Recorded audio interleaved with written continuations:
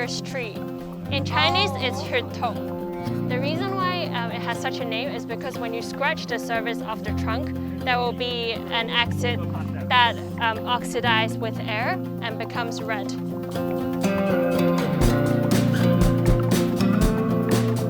Another tree that is very common in Hong Kong called the camphor tree, Jiangsu.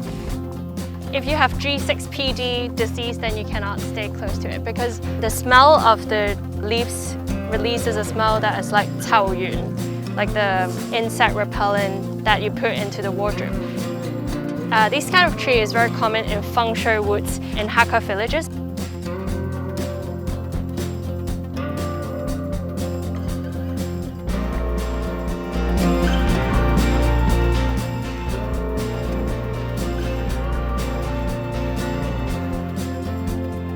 Okay, it looks like a pan, so in Chinese it's called 水筆仔, water pan.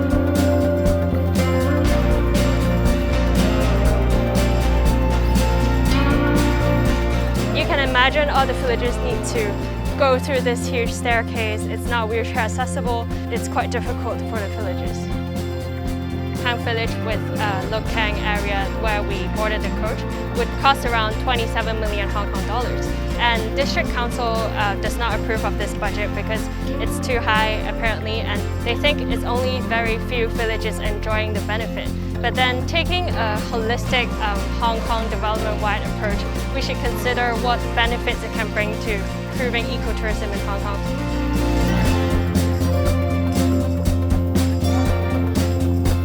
We're arriving at the first village, Feng Hang. Yep. So you can see here there's a very long dam because people didn't have enough farmland, so they need to cut off the seawater intrusion into the farmland, then they will have a larger area to build their fields. This is a traditional wisdom, and it's also present in other villages like Lai Chi or Solomon. Like some mochi. It's Hakka traditional snacks.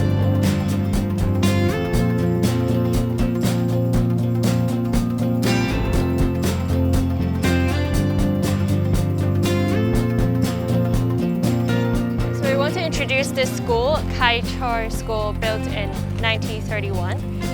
You can see the interior of it, and it used to be a small village school. This is one of the more established Hakka village. You can see it's a huge village area.